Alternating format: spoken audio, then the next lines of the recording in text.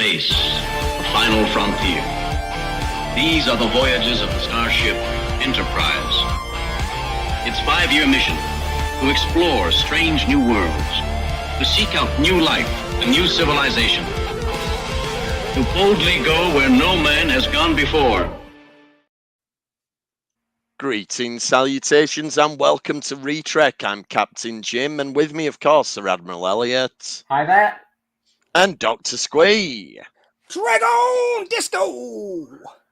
And this week, we've got 2 brand new episodes of Star Trek.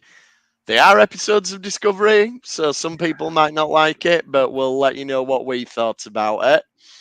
I thought Return to Form for Disco myself, but, you know. Excellent. Yeah, I had a few things, but I've got mixed feelings. I've got very mixed feelings about the episode. I will give you, it's still Discovery. This could have been a great 1 episode out of 2, like, you know, stretched over 2. New Star Trek is better than no Star Trek. Yes, it is. So... completely.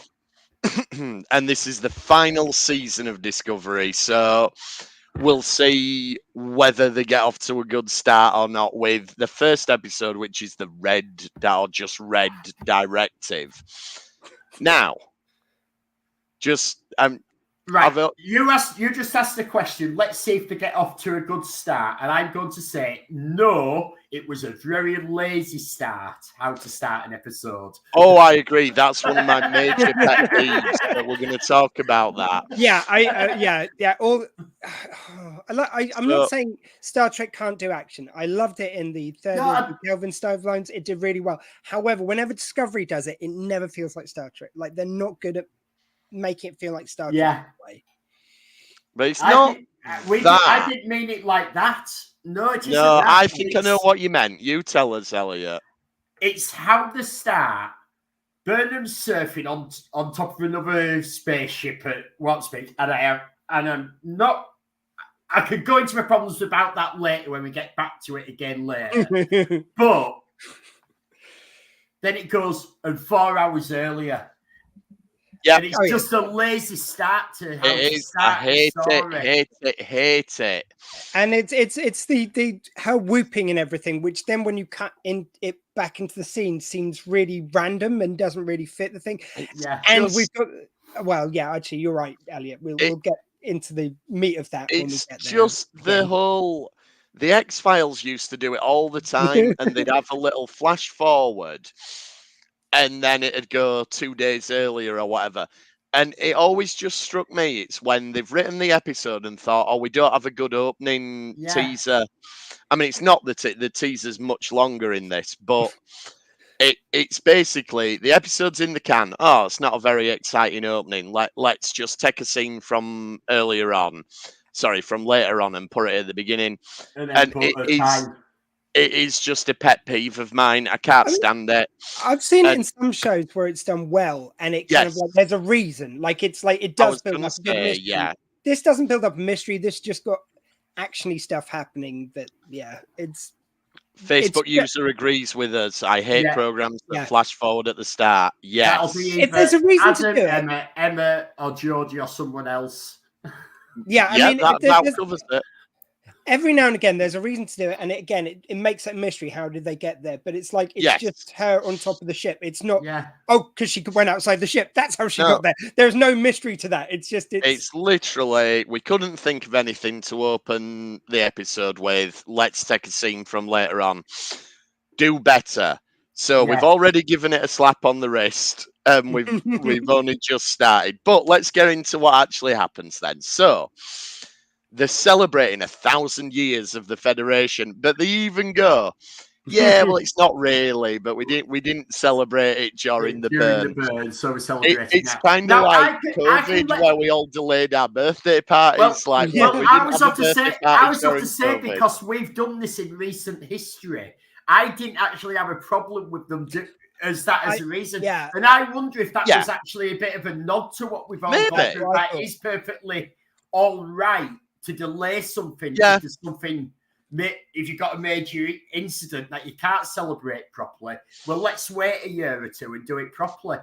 Well, my feeling was probably that I think you're right, Elliot, and I agree with that. And I think it is a lovely sort of like nod to how we all felt about lockdown, the same way the series during lockdown really fit perfectly for the moment to me.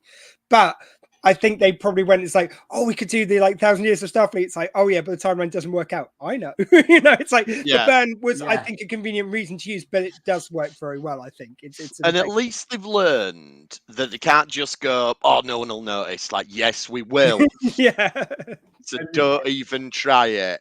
At least they covered themselves straight away instead of getting all that fan hate that you don't know your own timeline. Because we all know that they would have got that. Oh, I mean, the bit which I have which felt a little bit forced here. It seemed like there was a force. I don't know if this was a refilmed scene. I don't think so. I think from what they've said, they only refilmed stuff near the end of the series when they found out it was ending. But the fact they all seemed so wistful and like out of place, it's like, well, they've been in the future for 2 years. Like, if they just got to the future, I'd understand that being they've been there a while now. Stamets pissed off because they've got rid of the Spore Drive program, but they've still got the Spore Drive on Discovery. Well, so it's not like it's disappeared. Well, it just felt a bit forced. That's sort of shown though that he was thinking it's ought to be his legacy that he's going to be remembered for centuries. Yeah, that. Well, I think he's going to be a bit like Zephyr Cochrane is remembered for the water. Yeah, still. Because that's the thing. My point is, like, if they were deleting the original one, then he wouldn't get remembered. But like the original ones, which he operates, if anything, but wow, he operated the one. Yeah, I think it's because Stamets isn't the. Go on, Elliot. Well, I was off to say because it is only the one, and it's not gone widespread that everyone has it. Once Discovery's gone, that's going to be it. It's not gonna. I'm just saying, history is long. I reckon people would remember that one ship which did all this incredible shit. I think that's going to be legendary, much like the Enterprise is. And I think also, let's face it, eventually they'll go back. Like, no one leaves that idea alone forever. I don't think it's about that though. Like, I think what it's about to Stamets is that he's not the chief engineer. He's the astromycologist or whatever it was. So his whole thing is the mycelial network and studying that and developing technology based off of that. And if that's not going to be used, then I think he's feeling, well, I don't have a place here anymore. Like, I can do a bit of general engineering, but I'm not a standout in that. Whereas that the Spore Drive gave him a reason. This is my speciality. And you've just taken it away from me. I think that's how he's feeling. Yeah. Oh, okay, we'll give that. But then what about Burnham going, it's like, we'll all figure out where we belong in this universe. It's like, well, why is she suddenly having that same existential? Oh, because she's having issues with Book. Oh, fuck, don't even, no, okay, I'll save it until we get there, but yeah. Yeah, that's why she's upset. This scene is telling us why everybody's upset. I know. Except Saru and the Vulcan lady are very happy, and that is so cute, and I love it. We were saying in the interview with Ed last week, weren't we, that Saru is like the iconic character out of Discovery, and he's the only one really who nobody has an adverse reaction to online. And it's the one that I'm finding myself agreeing. Like, it's Saru the one that we've all got to investigate. Yeah. I know we'll get to it later, but I think they could have come up with a better nickname for him. Yes, and it was very much just kind of dropped in there out of nowhere. Like, oh, don't you know everyone calls you Action Saru? Yeah. I mean, there was something like force bits like that. Before we move past it, I just want to also give praise, because even though I wasn't sure about this, I don't know, but I did love the fact that it was like his hubby, of course, and his adopted child, who kind of like, they're the ones who brought I've always loved that about like watching the original ones. It really kind of reminded me how like Stamets was just like impossible person for a lot of people, and it was his family who kind of like was sort of like his token to the rest of, like, they reminded him to be a bit more human around people, even though he's so driven by his work. And I just always thought that was really lovely done. And and it was a really well played scene, because you had Adira, who's the child, almost going, so dads, what are we doing? Are we staying? Are we going? they're kind of waiting for the dads to tell them what they. Yeah, I really like how. And then they both turn to Stamets and just look like, so are we going from this lovely party where we want to have fun? It's like, well, of course, we're not now. It's like they feel it in a joyful way. But yeah, they've, with very little screen time, very little dialogue, they sold that family dynamic that they've got, which I thought was great. I agree. Yeah. So I just wanted to know that. But yeah, action Saru was bullshit. Yeah, that rankled one me. of the thing on we don't need that. We already love Saru. We already know how great he is. He doesn't need to be an action hero as well. No. One other thing on Saru, he's staying at Starfleet HQ, or he is by the end of this episode. Do we think they're setting up Saru to possibly be in the Academy series, which they have confirmed is in this time period? So we're assuming Tilly, Admiral Silver, Daddy Bear, but maybe are they planting Saru there? It's going to be an ambassador to the smaller planets. So, yeah, I'm going to think that he's going to be around on. It's going to be based at Starfleet Command, isn't it? Yeah, maybe not. Maybe not a main cast member, but yeah, I think they're definitely setting him up to be. I could picture him being a regular reoccurring character, and I think, I mean, the one thing which I was wondering is, I wonder if, because this seems to suggest, certainly, I think that he's going to be in this series less. I haven't looked up anything or anything else. I hope he's going to appear at least near the end and kind of he's going to crop up in the series, but I think they're setting him up to be in the series less, probably because of other work commitments. I did wonder if they knew in advance that this was going to be the last series, if he would have kind of prioritized being in this a bit more. It just seems like such a shame when we were in the last series and we don't get more Saru. Maybe if we're speculating he's going to go to Academy series. If you're cutting Saru down in this series, which we don't know if that's even going to happen yet. We don't, but it looks like it the way they framed it. Yeah, but they're not very good at sort of like letting characters go and developing the other characters that they've got on the bridge that we know nothing about. They have to bring the characters that they've let go back because we can't develop the characters that we've got here that we know nothing about for 4 years. Oh, we're definitely going to get to that in a minute. Can you tell that I'm a bit irked by this? Fuck it, Elliot. While we're here, I did think the bit where they have them all around the ship and they kind of like all have a line. Shall I run through the three of them that have irked me? Well, can I just quickly finish this, just because it's like doesn't really need any more than this, because they all shout out a line about kind of like readiness of the ship, and it's going right. So you've all given them a line, and all they've done is tell me they're good at their job. We know that. Give them a bloody moment of talking, just going, "Hey, how was your holiday?" Oh, well, actually, tell me about. Like, have a character moment. Have a bit where they're shaving or something like they did in the in Next Generation. It's like, for fuck's sake, just all you've shown me is they're good at their job. That's the only thing we know about them. Yeah. It doesn't count. Sorry, Elliot, as you are. Shall I run through it? Because it's going to ruin bits that we've got. Right. We have an issue with the new aliens that we need to track them. We've got this amazing crew. We've got this super advanced AI. But what do we need to do? We need to bring Buck back instead of developing one of the other characters that they can find this ship. Yeah. We've got this problem on a planet, and we've got this super crew and this super AI that we could develop one of these characters and find out how they can work at solving the problem. No, let's bring Tilly back. Yeah. No, Tilly, I was welcome. Like, you could still bring her back. We've got Saru leaving. We've got this amazing crew. What should we do? Promote one of them to first officer? No, let's bring in a new character. No, I'll give you. I think he's going to be great. I'm not taking that away. Yeah. It's the fact that we've got this crew that we still haven't been developed. We're in the 5th fucking season now. And I agree. We've ended season 4. We've got rid of Buck because he's sent to prison for what he's done.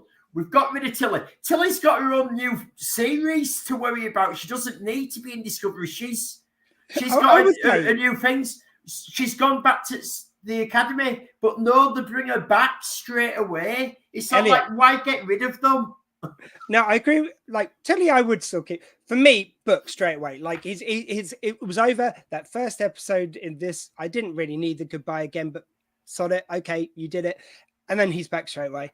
And I would get rid of the chief admiral who kind of pops up. And we don't really need her. We've got like 2 other admirals, like Admiral Silver Daddy Bear. Which do you need anyone else? Quite frankly, no. And you've got is it David Lynch? Like his David Cronenberg, who's amazing. Sorry, David Cronenberg. Sorry, David Cronenberg, who is just spellbinding every time he's on. He's so minimalist but so good. We don't need a third admiral who just kind of crops up every now and again. Make one of them like I like. But my point is, there's then 3 roles specifically that we have got rid of 2 characters at the end of season 4. They've gone on to other things, and instead of developing the other characters that we'd like to know some more about, especially seeing as this is now the last season confirmed. Yeah. We brought back the 2 characters we've just spent a season setting up to get rid of. So I'd say for the last chance, I did want Tilly there. Just as that's my.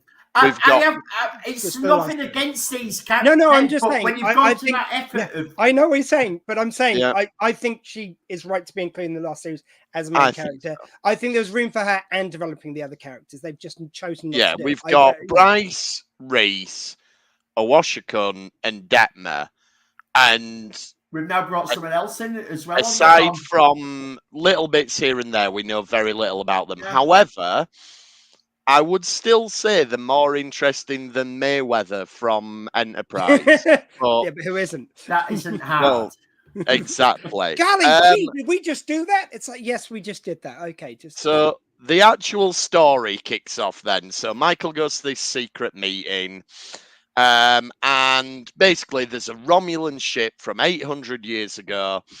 And at first it's like, oh, no, we're at a party. We don't want to be, it's a red directive, which is this new concept that we've never had before.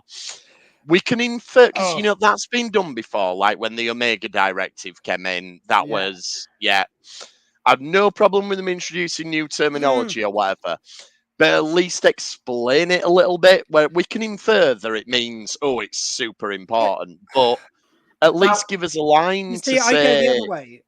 I don't have a problem with them introducing Red Directive. It was clear what it was to me, but I just hate the fact that Discovery loves to push that button of a mysterious title that doesn't mean anything. Like, the Red Directive, you've got the Red Angel, you've got the all the stuff. Every time Book and Burnham are on screen together, they've got to bring up some mission they went on that we never saw, and we don't. They do that again in this. They do, and it annoys the piss out of me. Just Discovery pushes that button so many times, it just becomes annoying. Mm-hmm. That's why I object to it. And then we meet the scavengers who we'll let it play out. But at first, I'm not buying these as like a season-long threat. It's like there's these 2 scavengers and they're trying to get it first. It's like, okay, well, if they do, you just sick the whole Federation Armada on them. It's not going to be a massive problem. Wouldn't it be more interesting if not the Romulans, because they're now part of Vulcan, but if the Klingons were after this, or they mentioned the Breen and or the Zencathé, we've never seen them, or the Gorn, or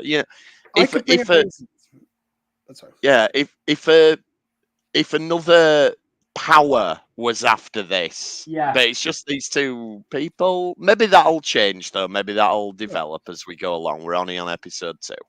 Well, my thing is they have established that they purposely don't kill Federation. I believe they said it in as many words. They don't kill Federation because they know that will bring the Federation down them. Yeah. Federation, I guess, wants to see a bit proportionate anyway. But also, if they bring the Thunder down, then that brings a lot of attention to it. So I think they've laid in reasons. I mean, I don't think they're that strong a characters. I agree with that. But I think what I mean is if they get it, like, what's the threat if these guys find it first? Well, it's what it can do. Like, to 2 random people, do you want them to have this great power? No, because then you blow them up and take it back. Like, I just don't buy them as... Well, they don't want to damage it, and they don't want to bring attention. I suppose it's something, if they find it straight away and it just blows up, then okay. But, I'll let it play out. It makes you wonder what it actually is. Exactly. because this Romulan scientist, surely the Romulan Empire, if it was something they could use as a weapon or in any way, they'd have made use of it. Instead, he's hidden it. He's hidden how to find it, but he's left clues how to find it again. Yeah, that's the leap of faith. Confused me. After 900 years, like only they could figure it out. Where there's an android who straight away, a Sungian android who could open the box. I mean, it's like it didn't seem that difficult for them to do in this time. So why has no one else tried it ever? Well, because they hadn't found it. I think it's only just drifted back into the quadrant. It's It seemed a bit. It's the first time the ship's been found. Yes, Facebook user agrees with me. Nuke them from orbit. Yep, it's the only way to be sure. But I think it's a way to want it. But yeah, so the one thing I just wanted while we're on those two, the one thing which does make me nervous though, as I said last week, I've started watching Discovery from the beginning, and it does make me a little nervous. Now, judging by the reaction, I'm guessing and I'm praying they're not going this direction. But that guy looked a fucking lot like the first series Discovery Klingons, which every time they go on screen, I have a tick from it. Oh my god! Please say they're not. He looks exactly like the makeup job. They clearly just used one of the. I think they wouldn't dare. Well, you hope not. You'd hope not. I actually think that they have now decided that never happened. They've sort of retconned it as never happening because I think they have. They've gone back to normal Klingons in Strange New Worlds. Well, season 2 of Discovery, Picard and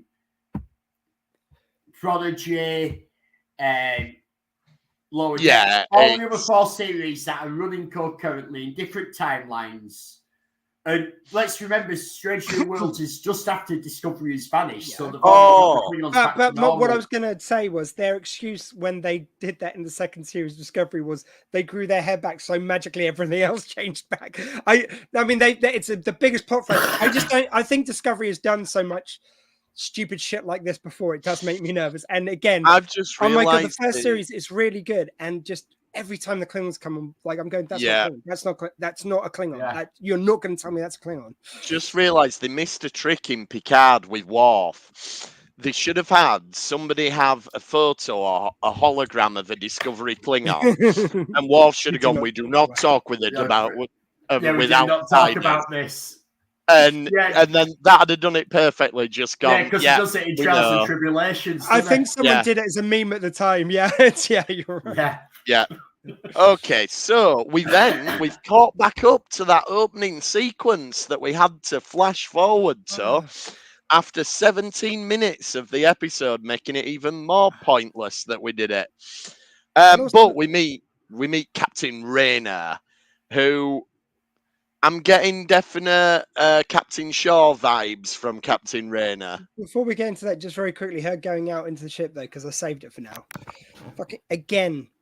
Every time, the captain always doing the most dangerous shit. Well, to be fair, that was because they blew her up. They blew a hole in the bottom of the Romulan ship and she fell out into space. True. This time, so it isn't like she chose to go on that mission. Right. She was on the away team looking, but they blew a hole literally through all the decks into open space. So she literally fell into space and magically... now the costumes turn into spacesuits, which is handy when shit like this happens.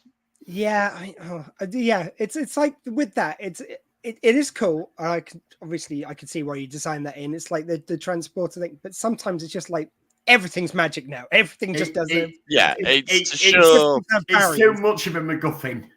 Yeah, exactly. Like I get you're 900 years in the future. That does seem feasible. This tech might have come on, but it just takes away a bit of jeopardy. It takes away a bit of drama. You can't have the technology being. They do wear special suit. They do wear the special suits to go on away missions. They've explained it enough within the context of the show, but it does. It's too. It can take away from the drama a bit. Like you can't have a scene where we've only got one suit and there's two of us. Like no, we've both got them. Blah, blah, blah. Yeah. It's then you've got to make up at jams. You become slightly too overpowered, and then you're trying to work out ways to disable them powers, or to have scenes, which we will come to, where you forget that you've got them powers. Yeah, well, it's like I've said about the personal transporter. Like when they first introduced that, I was like, it's like dramatic kryptonite, is that, because there's everyone can escape from everything, and it just means that every single scene that you want jeopardy, you've got to write in, oh, there's an EM energy field that's preventing us from beaming. Like, do you know when you don't have to write that dialogue? When you don't say everyone's got a personal transporter. Yeah, it is a two-edged sword. I kind of like dig it. And again, the transporter comm badges seem really cool. And I don't mind when they use that to beam into the bridge or beam down the planet, fine. But it's when they're in the middle of a fight and they use it every 3 seconds. So it's just, it then becomes just Fast and Furious in space more than Star Trek, it feels like. And it's like the opening to this scene felt a little bit like that. But then I did love it when they've got the ship over and they're talking to Callum Keith Renee. That's it was good, and it was, I'm not letting him out of the tractor beam, and they do set up this bit that he's not necessarily a renegade, but he's very narrow-sighted when he latches onto something, and it can cloud his better judgment, I think. He's always served the Federation during the burn. So he's suddenly having to deal with a whole new set of rules and ways of doing things. I mean, in a way, I think it kind of like works with Burnham working with him later, because the time she came from, like, I mean, I think I still stand by the fact that she goes on every dangerous mission, although I know in this case not, but, you know, just generally. But they have kind of set that up in the original series that there was a bit of a freer reign to captains. They were a bit more maverick and everything. So there was a kind of lineage to it. And this kind of does set up why she might work well with someone like that, because she's worked around characters like that in a more primitive time. But in this case, it's after a more primitive time, which was caused by the burn. So it's kind of, I think, and he's really, it's lovely the way they do contextualize him a bit as well. So he's this gruff guy, but he'll always try and help out and make sure the mission gets done, even though he might disagree with you about what needs to happen. Yeah, and he just really doesn't like these two scavengers. He's like, oh, I really want to get them. And so we find out it's a Romulan puzzle box. The scavengers have disappeared. The only person who can find them is Buck. Can we go into Burnham falling out of warp? Yes. Right. Why isn't she liquid? Because she was in the warp field, and if you're in the warp field, you're safe. I'm headcanoning it. She fell out of it, and then Discovery picked her up. So she fell out of the warp bubble and went from warp speed to normal speed without inertial dampers, but isn't liquid. I think we're back to space magic, aren't we? Yeah. So Buck, absolutely. I'm not even, because you're right. There's no point, you know. Yeah. So Buck gets brought in because he's the only person who can solve it, and this sets up all this stuff about, oh, have they kind of fallen out? Are they still together? Well, yeah, and they spend seriously, Buck. There's nothing in any of the Federation databases. They sell stuff on this planet. Yeah. And we have a warp signature going to that planet. All 20 other warp signatures don't go towards a planet you can sell stuff on. So, I wonder which it is. But they had to bring Buck back to solve that. They did have to bring Buck back. I would give you that maybe, like, just to give them a benefit of the doubt, maybe that there's like all the other ones he discontinued, discounts because he's got that expert knowledge, like the rest of the Federation, because they don't go in those circles. Maybe they wouldn't be as canny. Maybe they just wouldn't be able to think like a smoke. Maybe. But as they always like to remind us every episode, Burnham spent 2 years with him, learned everything. She knows everything about this time. She knows like a single take you can take on any planet, but she doesn't know this based on knowledge. Yeah, her being there deletes any excuses you can give them. Yeah. They could have found a better way to bring him back into it. I agree. And like I say, exactly which I said earlier, on not bringing back and use one of the other crew members. That one I completely agree with. I feel like Book, we had a nice arc with him. He was a good character. I liked him. I like him and Burnham became annoying together, but he had the 2-season character arc and it worked start to finish. Yeah, there was no reason to bring him back. And it's like the torture they put us through in this first episode, having them agreeing that they no longer work together, they no longer kind of know how to be around each other.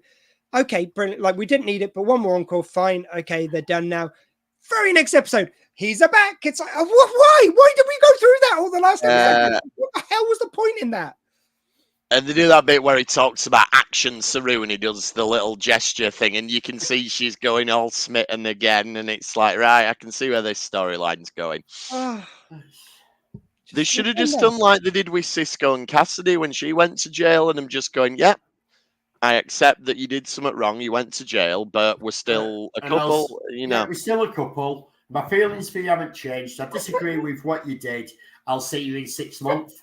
Yeah, they've always got to have a tortured relationship. Like, I mean, I kind of like the explanation that Starfleet decided, because it seemed very Starfleet, as opposed to just punishing him, he would make reparations by doing good for other planets, which he wanted to. Yeah. That's so Starfleet, so wonderful.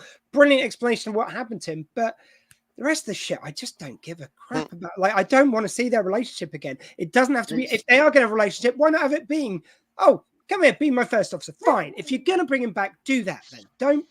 That annoyed me when Saru, I know we're jumping around into the second episode, but he's like, oh, what about Buck as your first officer? He's not in Starfleet. He's still serving out his sentence. How about no? Well, I mean, the last one they put up to that rank was like Tilly when she was. Tilly were in Starfleet. They didn't even give her a promotion to bloody lieutenant. Like, there are so many kind of like lines they cross with that. But like Harry Kim must be turning in his grave. She's going to ensign to fucking first officer. She's only had 4 seasons. What do you mean turning in his grave? They keep him as a hologram on every version of Voyager because he's never allowed to get promoted. He's a cautionary tale to all of Starfleet. Like, this could be you if you don't pull your socks up. Yeah, but I really hard. Shut up. Then we meet Fred, who's pretty much looks like Data. I quite enjoyed that implication that there's androids. Well, I'm thinking after done this, so we will accept a new version of Data, not Data, but we will accept a new synthetic because Brent Spinner is too old to play Data how he was, but this thread is very much playing Data that we saw Next Generation first few seasons. Oh, it just seemed like I wouldn't even say that. He seemed like creepy Data to me. It's like it was in a weird patois. It wasn't like it was he didn't understand. He just said things in weird ways for no particular discernible reason. Why would you program him to respond like that? I got the feeling that the actor is trying to play an early Data. I think he was, but with a bit of an edge to him, since it's a Data who's outside the law. Because the writing doesn't seem to support that. Like, maybe the actor was going for something like that, but the writing's just weird. That, like, he was speaking in a way which made no sense, not understanding. It was like he was programmed to do jargon, which didn't really work. I don't know. It's just very bizarre.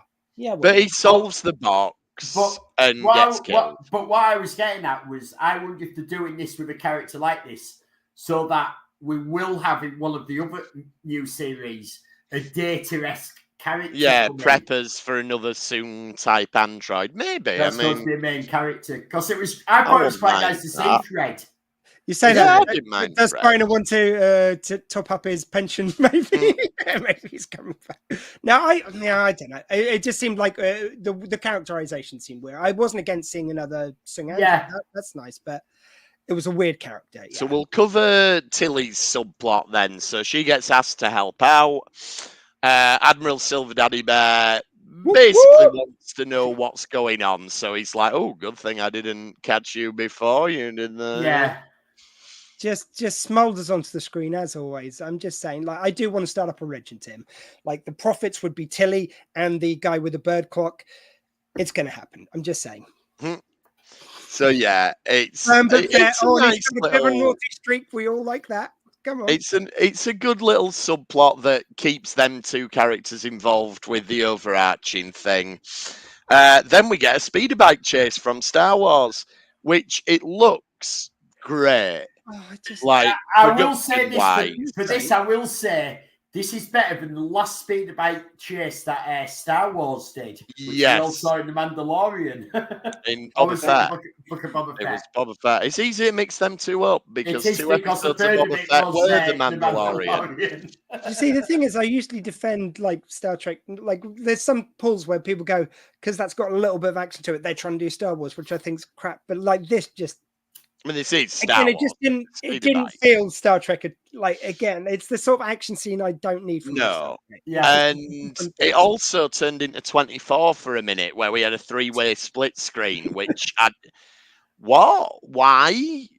I don't get it. I mean, it was really nice to have the new captain, though, just before they got on the bikes and they go, why don't we do a Planet Zog showdown? And like he's going, can we just get on the bloody speeders? Like he's just going through the shit. It's like, yes, and I like that the audience there. That after it, he was just like, well, I'd say it was nice working with you, and then he just beams away. And it's like, yeah, I quite like him. He's sassy. He is awesome. And the details of it, though, what did you two think to the whole ships as shovels to stop the avalanche? No. It's just like it's un-Star Trek. It looks weird. I just didn't get it. Yeah, it was let's fly our ships down and crash them nose first into the sand and then put our shields up to stop it. Which, if you could do that, like, why has no one ever done that before? It seems a weird kind of sudden pull. And she gives a motivational speech before because he agrees eventually, begrudgingly, for them to do it. And she's going, it's like, right, let's work together.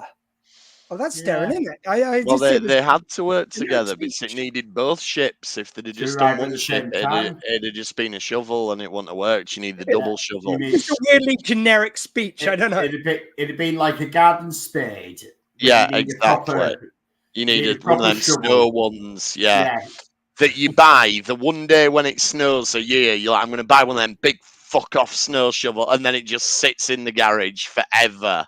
Well, I was just waiting for because they hand it like he hands over to her, like which feels like she's going to give some very specific orders. Like, and I know they wanted to keep the tension was going to happen, but it's like, yeah, let's work together and shit and pull this one out. All right, why do we bother with that? But they managed to salvage the memory of the diary. And now this bit, I did actually enjoy these, and it sounds like I'm giving it a kicking, but this is Discovery's problem sometimes, that it does leave all these open goals. Like, why is Michael the only person that can work out which twin-mooned planet it's on? Like, to the extent that she uses that as leverage over Kovic, who we assume is like the head of Section 31. Yeah. And it's like, oh, yeah, well, you could get loads of people, but only I know which twin moon. Oh, shut up. Can we also throw in the mix? Then Adira gets the most obvious, like the second they go, it's like one person who is actually two. It's like, yeah, the Trill. We all know you're talking about the Trill. Oh, yeah, well, they hold it out for like a good 30 seconds of going, where can it be? It's like, I know, we're going to Trill. It's like, brilliant. Like, no, we all got there. We all got there the second you said the riddle. It's like the riddle's weird. But it turns out that it's a callback to the Chase episode of TNG, which I love that episode. I feel like it's been ready for a follow-up for a long time. I may have even written some fan fiction in my head that dealt with this very storyline. Are you being sarcastic here? No, I had a pilot episode planned out for a new Star. You know when we didn't have new Star Trek shows. And I wrote it down. It was like when I was doing my exams in the last year of uni, and to kind of just get my mind off it, I was like, I'm going to create a Star Trek show. And the plot of the first season was all about following up on the episode The Chase. So if you remember in The Chase, they put together all the bits of the DNA and it creates a helix. And my idea was somebody will realize, we only took from the alpha and the beta quadrants to do that. it's actually meant to be a double helix, and now we can get to the Gamma and Delta quadrants. If we put all those species in, it actually leads to something else. So that was my idea for what they might do with it. This seems to be that they've left their technology behind. I'm a bit annoyed that they called them the progenitors instead of the preservers. Because if you go back to the original series, they do refer to the idea of a species called the preservers who seeded human life, and that was the original series' explanation for why everybody's a human. And I just think it'd have been one of them lovely little continuity touches if they'd have called them the preservers, so that we could have gone, oh, that click, like they did when in Picard, when they said, oh, by the way, the travelers are in charge of Gary 7. You were like, oh, that's brilliant. I love how it's just linked those two linked it together. I mean, there's two bits which occurred to me. One is like, I mean, it's a weird, like, it's like the plot points kind of a bit better than the episode, probably, if we're honest, of the chase. It's not an episode which I kind of like always spring to mind, but it's a great concept. Well, I'm just saying the concept, like, I'm not saying it's a bad episode, but I'm saying the concept's even better. Yeah. It's not, so there's other episodes where people are almost waiting for them to do a sequel because it's like, it's so obvious, but it's like, it's almost like this one's got forgotten in the mix. No, I thought it was a nice surprise to bring this one back. No one, that wasn't on my radar, certainly. I thought, I suspected when they said it was a chase across the galaxy, I was like, I bet it's going to be that.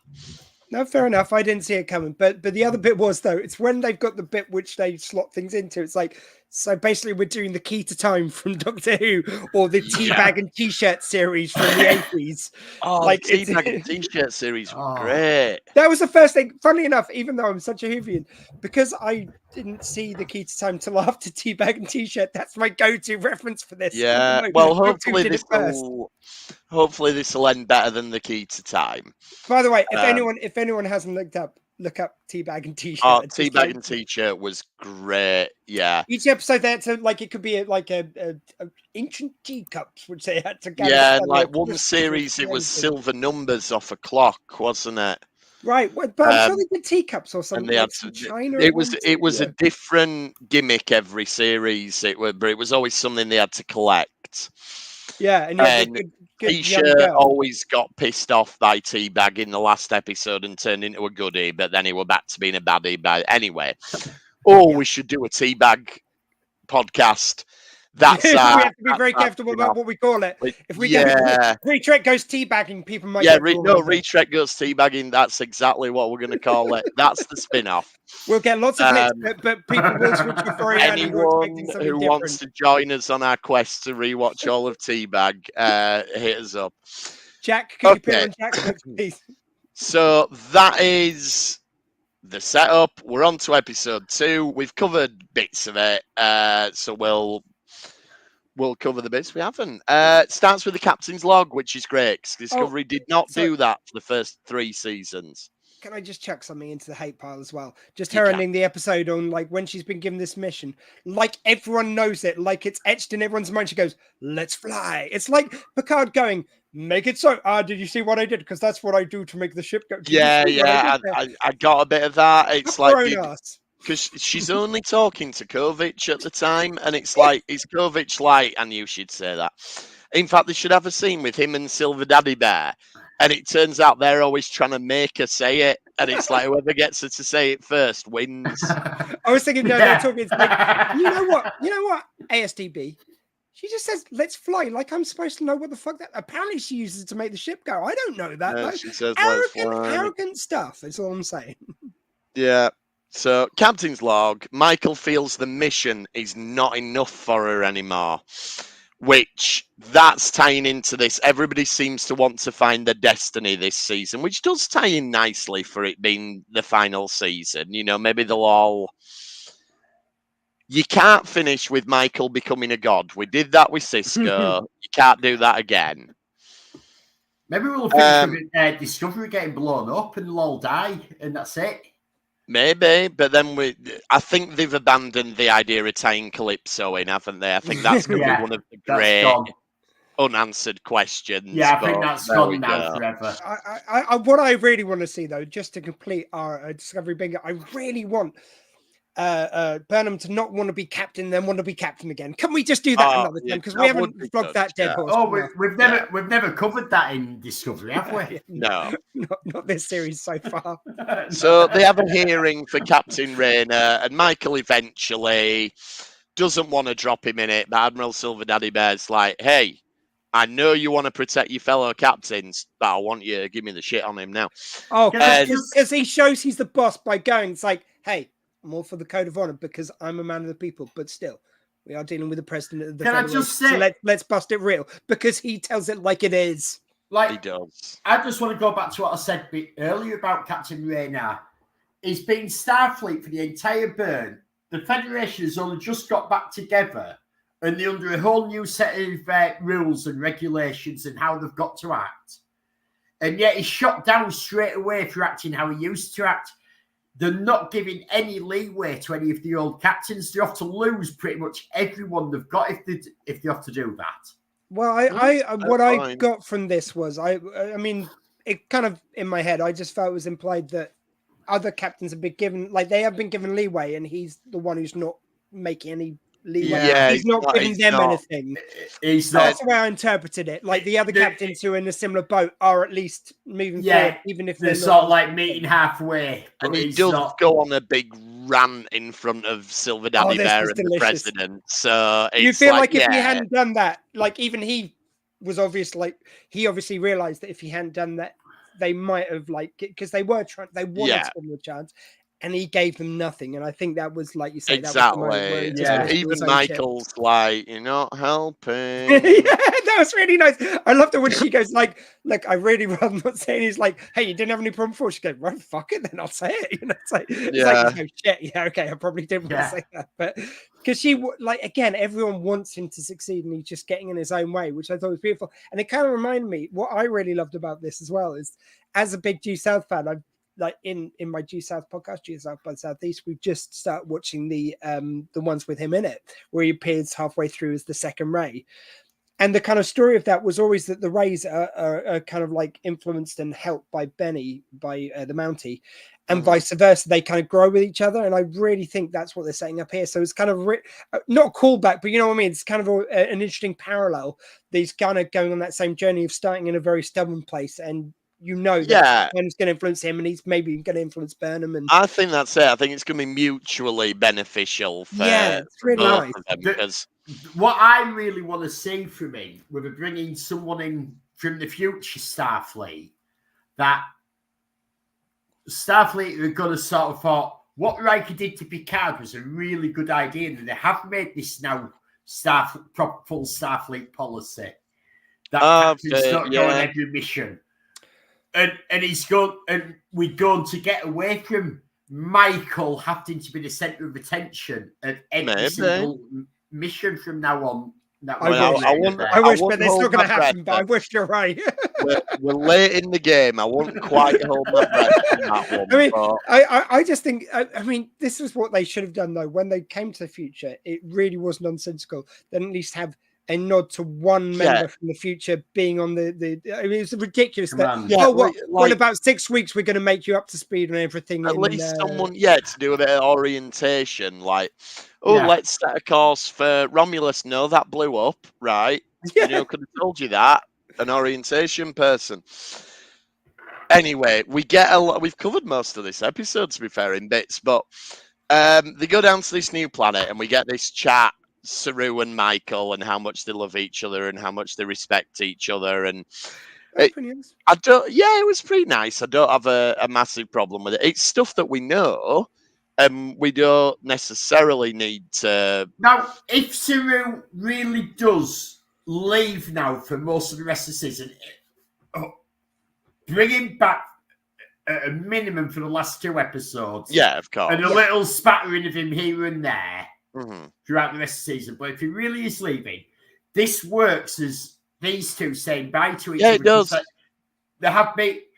It did give her a second chance, and he was her superior at one point. And I thought it was a lovely note. I think, regardless of if he comes back or not, this is the end of him serving the ship with her. It's appropriate for them to have this scene. What I would have probably done again, my overall feeling is all of what we saw in these 2 episodes could have been 1 episode. So to that point, you could have cut it after they've had their lovely moment, not had them have to have another little mission. Just have them saying goodbye. You don't need to make it something else. But the thing is, what worries me about this, because it's Discovery, is we've had this goodbye between Michael and Burnham, that next week, for reasons, Saru will have to be a main member of the crew again. If they do that, that's cool. I mean, that final scene's lovely in his quarters where you get the call back to when he went through. I forget what it was called, but Pomfar. I know it's not. It does say what it is in here. Yeah, he does. And that was a great episode. Navashos. Yeah. Something like that. But anyway, and that's a lovely scene. But like you say, that'll, if we get all the goodbyes again in the last episode, which we probably will, that's something like that. Yeah. Anyway. I agree. I mean, I was really hoping when they said about like him coming on board for one more mission and then getting Tilly, I was hoping they would just do it's like, oh, you ready for this mission to get a big extent, like the longer mission maybe, and then you just have that as the goodbye, and then you see them going their own ways at the end. But I guess where they didn't know this from last series, they didn't shape it like that. I think maybe again it might have been if they'd known in advance, that would have been a nice way of shaping them. Maybe, And then down on the planet we get I said this to Elliot. The Arsenal of Freedom.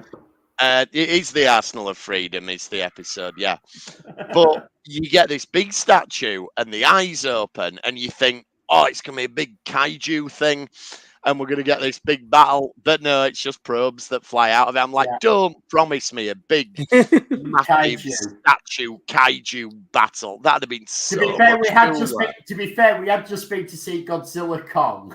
Yeah, that's probably why that was in my mind. Although, I don't know, maybe when it got up, Rock Monster. Like that's exactly. It's ticking so many boxes. It would have. We could.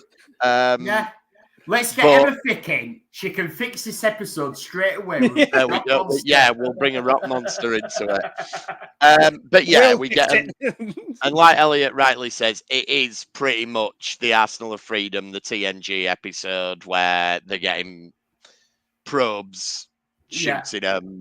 It's very much that.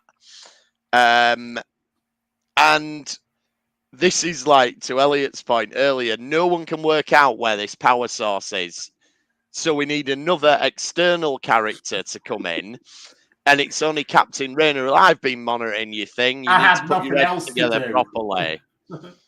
I mean, again, Rayner, I think he just fits, and I think he's going to be really great. But there's no reason why they couldn't have their cake and eat it. Like, we've agreed on some characters. You could get rid of Book. He's done his time. Get rid of the kind of one of the admirals. Pare it down in that kind of case. Get rid of the supercomputer. We'd never really need that. That doesn't seem to be going anywhere. Yeah. But what I would do is on the characters you have got, there's still room. Like if they just cut at some of the extraneous shit, you could still do justice to Rayner as new character and the other crew members on the bridge. What do I have to build? Not sure I can build a kaiju that will fit. But it's also to do with scale because Elliot can build little models of the crew, so the kaiju can just be. Elliot's also building a big model. This is only at least a quarter of the size. So we will work out kaiju transportation problems. But what we were saying, Emma, is your current Rock Monster costume would have worked in this. Yeah, we could have had a Rock Monster for the would have improved this episode. Maybe keep the Rock Monster in standby. We might be up for you come back. I did think Saru had a great line here where they work out what the power source is, and it's the electromagnetic field and blah, blah, blah. And Saru goes, well, that doesn't help us. We cannot shut down a planet. And I just thought his delivery was absolutely brilliant. Though, can I just give it a little to Saru? Just because, like, as I was leading to before, where I kind of watched the first few episodes, like Saru, they really go heavy on painting him as a cowardly character, maybe to a bit of a fault. It's a lot for him to sell, and you could have spaced that a bit more over the series. But like his arc and the way they have kind of since then have him like I think a lot of it is owed to Doug Jones of his subtlety. Could you stop putting him up when I'm talking? You can crush Tiny Burnham. Please. Fuck, I'm keeping losing my train of thought when you put those things up. Yeah. I think it's really to Doug Jones' credit, though, that he has made it such a rounded character. And, like, you don't think of him being a coward until they point out how brave he is. Then you remember how cowardly he was earlier on. I think that, I just want to give him a little nod. Saru's great. Yeah. So they work out where the power source is. And then they go, they work out what the power source is. They go, right, it's powered by the field. So we need to destroy it.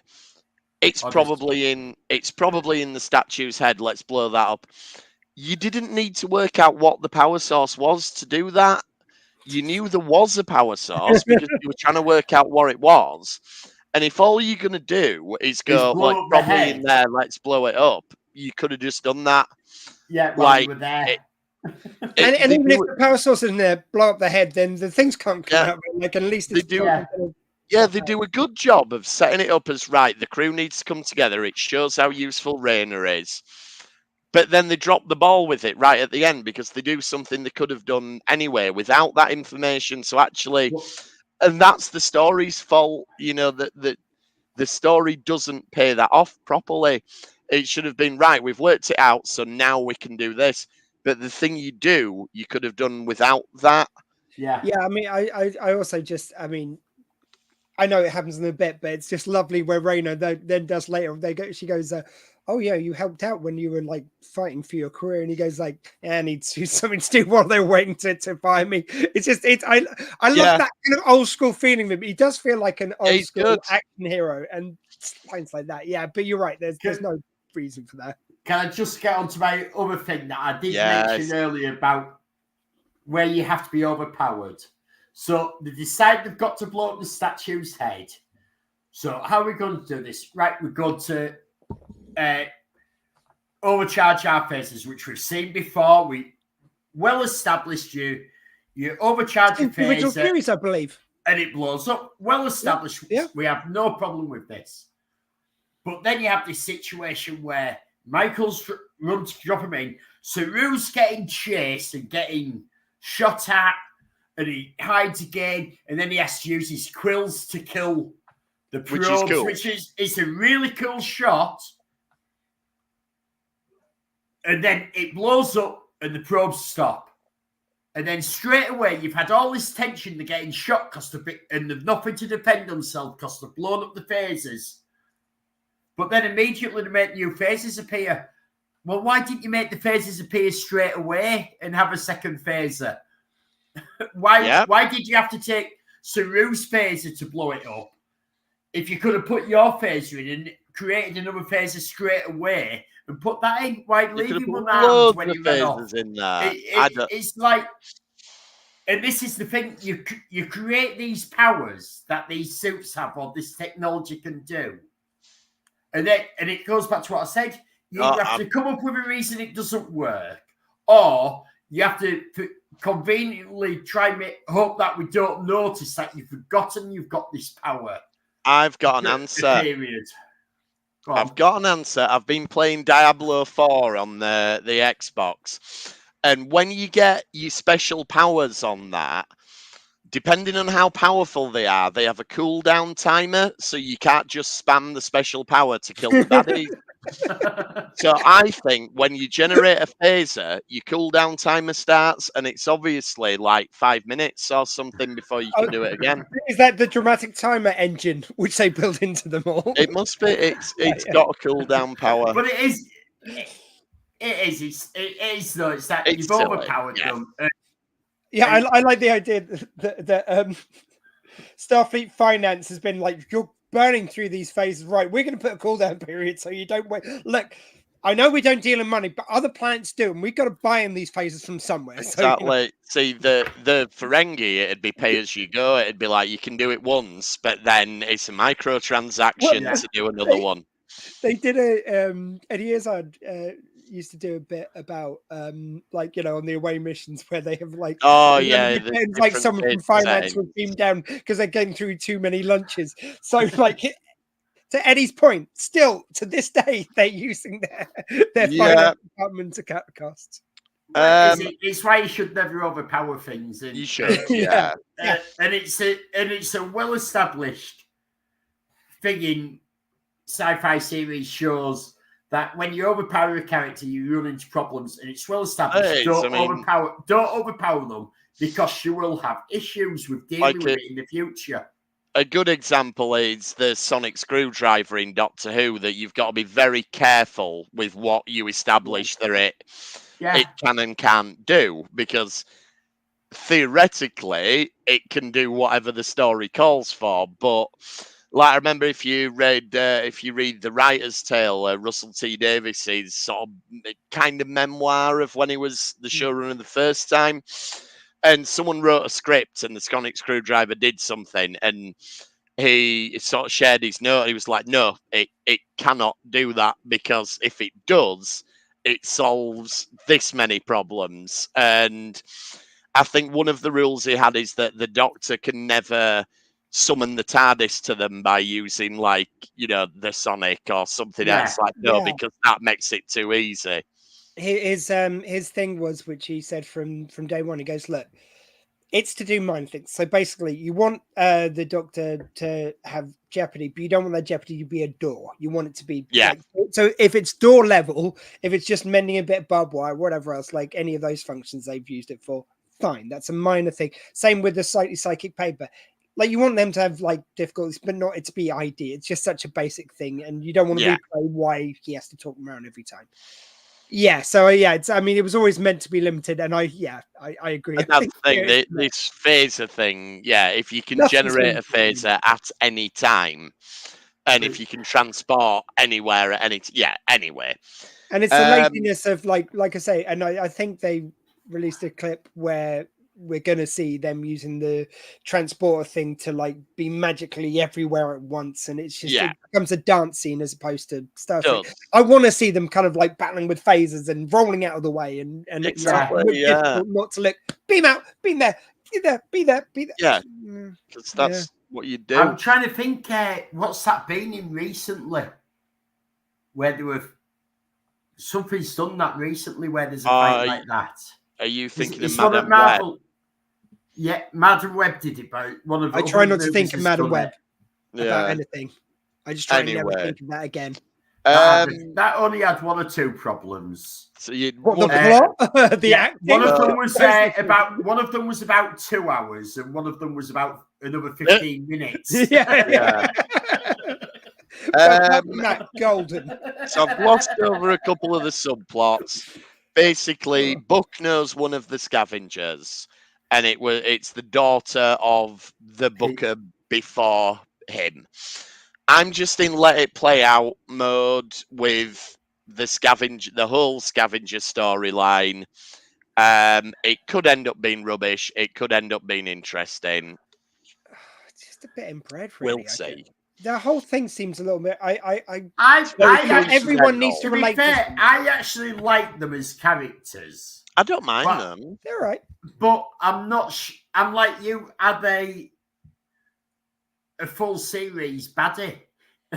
But maybe that's the thing. Maybe they won't be. I think they lead you. I think they lead you to. And to be fair, they play quite a large role in the first episode, but apart from the hologram thing, we don't really see them in the second. In the second episode, and they're on the way to the wrong planet because they got only 4 lines of them. Now that annoyed me, because if you're gonna have a riddle in a show, I want to be given the chance to work it out. But do you know what I mean? Like, as a member of the audience, I want a little bit of room to go. Yeah. Whereas they just go, oh, blah blah blah blah blah. It's beta Z. And what? It obviously is. I mean, and then but it's only 4 lines, and Romulan Haku or whatever this actually really. That was is. quite clever, because it called back to the idea that the front door's not the real door, and but it should be 5 lines. Yeah. The only thing which I would just to get back to with it being Booker's kind of sister, basically. Like, I feel like they do a lot of kind of like making everyone related to everyone. Like, everyone's got to have a link to everyone. They've got back on Starfleet. It's like your Starfleet headquarters, and they're building out again. It still feels like it's just a little local club, you know. It's like everyone's there. Like Tilly's got an office there. You got Burnham's always back there, and she just strolls into anyone's office like she owns it, and she's the newest captain. I get being a favored kind of captain for some reasons, but it just seems like it's just all small in that way. Yeah, you're right. And it's very sterile looking as it is. Yeah, it doesn't feel expansive like that. That headquarters presumably is enormous, but it doesn't have the scale of like Deep Space Nine felt like it had. Yes, Deep Space and I want it to be back on big. And I want it to be back on, like, now they've got relations with Earth again. I want it to be back in San Francisco, because that is Star Trek. Star Trek comes from San Francisco. I think we may end up there before the end of the season. I hope so. Can I just say one thing about the Void Room just doesn't do it for me. Can I just say one thing about the planet? When we get that nice scene before they start fighting before it turns into the Asshole of Freedom, where we've got Saru and Burnham. Oh, yeah, where they look over, and that looks like they're using a matte painting. It does look that way. And I thought that it looks like they're not using CGI here. They've used the matte painting, which is a nice nod to original series. If they have done, that's brilliant. But if not, the way they framed it with them in the foreground and then all the background way behind it, it's how they had to do matte paintings because... and it looked like a nice little nod to... how so even if it's not a matte painting, they've made it's aping the style that they use. Well, I mean, probably more successfully than they did with the uprise of the original series. Like now, when you cut to the external shots and they've redone them, then you go to the close-up shots where they haven't changed them. It just looks like a disconnect. Some of they them, look so really different. Weird. You know, I want it to look like a matte painting, and I love that kind of like. I didn't notice that, but that's a really good point. Yeah, and I want a bit more like. Since we are kind of like talking about the feel and look, you know, I want like, it would be really nice if they said the reason why Starfleet headquarters look so sterile and everything is because the burn, because they were just being practical. Whereas there was a lovely bit where he's learning calculus for his daughter, like Animal Daddy Bear. Yeah. You know, he's the best dad ever. That's another point. Well, his granddaughter, I think, wasn't it? Was his granddaughter? I think it's his granddaughter because his daughter and granddaughter are coming to visit. That was a nice little bit of humanity coming in, whereas like you feel like they're all about business. I'd like to see the look of that look a bit more, a bit more homey. And it just looks so cold. I want that feeling of Star Trek, like maybe a few Star Trek-y panels being up there and stuff, you know. Just be nice. Yeah. And we're off to Trill next week, which is handy. Because that's where Grey is, and we had a little subplot that I glossed over earlier on where Adira's sort of feeling okay about not being with Grey. It's kind of chucked in there, though, so I'm not surprised. It's kind of chucked in there, and then it's like, oh, now we're off to Trill. I see why we reference this now to remind us that a character's got an emotional investment to that. So it does feel like they're trying to set up every character feels like they're on the precipice of some sort of change in their life, like finding the place. Except for Reese, Detmer, Rice. Yeah, we don't care about that. Really? They're the ones who are really good at their job and nothing else. Yeah, they're the ones. Even Willow. Oh no, come on! Detmer had PTSD for 5 minutes. Yeah, that was it. It was like you actually had a meaty plotline where you could have given it so much, and then they just like, and that's done. Yeah. So I forgot about that for a second. We get a nice setup though at the end, so we know we're going to Trill. And now we find out that Rayner is going to be the first officer. Which I think, as we've discussed, I think that could lead to some really cool stuff. It could lead to some really cool stuff. But as I said, we've got all these other characters. No one could have gone to, and we could have developed and explored and I'm still saying you could have brought him in, cut a load of this other extraneous crap we've all said about in these 2 episodes, and you would have plenty of time for character development for the other. Wouldn't it be good if Rayner comes in next week and he's like, so we know the first officer's in charge of the crew, and personnel. So what if he comes in and just goes, right, you and you, don't do anything, you're off, get rid. You're not on the... And he just chucks Bryce and Reese out. And he's just like, no, I'm sorry, I'm not convinced you to do anything. Well, there's so many times where you've got, like, there was the... as I said to you the other week, like, in the pilot episode, you get... Like, they set up this guy in the Shanju as, like, this really smart-ass, fast-talking kind of guy. And it's like he gets more character development than you see in the other crew members for the rest of the series. And then in the second series, you even get this point where Pike comes on, who's the anti-Lorca, where Lorca's been so cold and distant. It would have made sense. That's why we didn't learn about them, because he didn't care. Well, and he made the point of asking them all. Pike asked them all about themselves, and that's all we hear about it from then. It's like, that was it. You nearly did it. Like we had, like when they came to Future, we had, was it Bryce or Rice who went off for an adventure on his own? Oh yeah. That we never saw. We heard one line, but we never noticed he wasn't there because we've never seen him do anything in the show anyway. So why did you have to mention he fucked off for a fortnight? Yeah, I'll tell you what though, if they do get some character development, it happens every now and again. You know they're dead next week or that week. You know what's weird as well? I've not seen any of these guys doing the convention circuit, and it's probably because what would they talk about? Yeah, it was great being in the background. When they were talking, and I was there going, "Yes, Captain, I fired the torpedo." You play Reese, I think. I either play Reese or Bryce. I can't remember which one. Yeah, it's like very strange. I think. Sorry, I'm going to butcher the name. Awegu. Sorry, what's her name? Awashukun. Awashukun. I mean, like, she seems really interesting. The thing is, we've seen just enough of her because she's probably been featured the most to make her interesting without any follow through. Like, I'd love to have her and Deppner just having a conversation about something else. Didn't they have that one episode with Pike where you found out that like she found out all from sorts a secular religion? They went on the away mission with him, and we found out all sorts. And she had that we all thought season 2. Yeah, this is great. We have to get this all through. And we have to find out loads, and all our hopes were dashed. And she becomes a MMA fighter in one episode, and it would have been great then to see her struggle with it, but we never see it through her eyes apart from her fighting. It's all through Burnham's eyes again. It's like, why? Why wouldn't that be really interesting? This is us losing Rice or Rice. It'll be replaced by another nice due south callback. Thank you. So yeah, that's the end of the episode. And now you saying, Squee, about the last episode where it finished with us saying, let's fly. Do it every episode. This episode could have finished with it.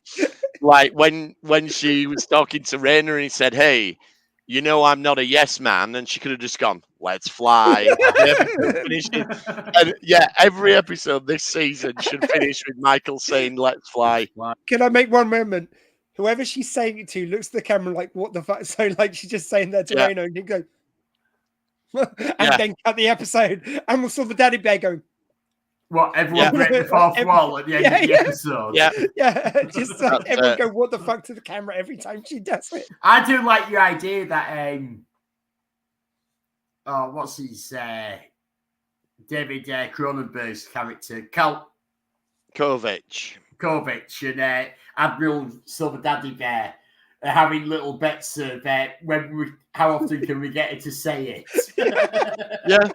And I mean, sorry, I'm just going to say again, Cronenberg is just so good. And both of them going, have you heard how lame her saying is? Go on, let's see how often. And they've got a little tally going.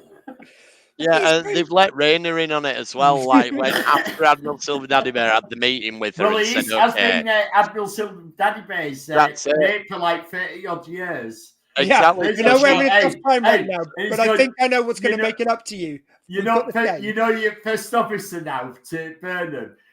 Do you want in on this little bet that we've you got can make going? it say let's fly. Yeah, and like Reyna's, they go, but not when she's on the bridge of a ship. To begin with, that's it. You don't get a point if she says it when she means like engage. But you've got to make her say it off the bridge. Okay, but this has to be where it mends the fences between Reyna and Uncle Silver Daddy Bear. He's there going, no, fuck off, I'm not talking to you. It's like, but I've got this game. What game are you talking about? Like, not that I'm in, but like, what game? Well, you get her to say this, like, okay, this is sounding interesting. And like, and they become buddies. That's how they bonded again. Yeah. Okay, so we'll leave it there. Next week, we're off to Trill. In the meantime, you can get in touch with us. We're at RetrekPod on X. We're retrekpod@gmail.com. We are on all the social platforms. Elliot has got Retrek Model Studios. I haven't done any videos because I've been building cosplay. If people would like me to put them onto my model channel, I will start filming what I'm building. Considering I know what your cosplay is going to be, I think it walks between both worlds. It does walk between worlds. So I think you would be, that'd be more than welcome, I'm sure. And Dr. Squee, what have we got going on the Dr. Squee show? We got a week off tomorrow. Honestly, I had something I was trying to land, but it didn't happen in the end, and I haven't had time to work it out. Honestly, I had a bit of a bad mental health week, which I'm only saying because like people should talk about it, but I'm doing all right. But just so I didn't end up doing one. Fair play. I'm going to be okay with, and I encourage other people to be okay with themselves too. Excellent. And Elliot, Book3.com for all the other interviews. Well, if Emma's telling me that I've got to film it, I will. Yep. Says film as a sneak peek, this is about a quarter of the length, possibly a bit under a quarter. There we go. Of my new hat. And it's not the world's largest butt plug before anyone goes there. It is a hat. Thanks for trekking with us this time, then. We will see you next time on the Retrek. Thank you. Goodbye. LLAP and drag off. Let's fly. Let's fly.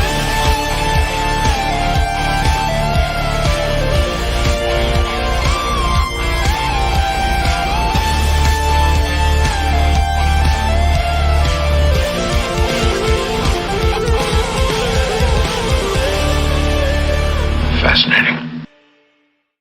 Go on, say it one more time. Let's fly. Let's fly. Let's fly.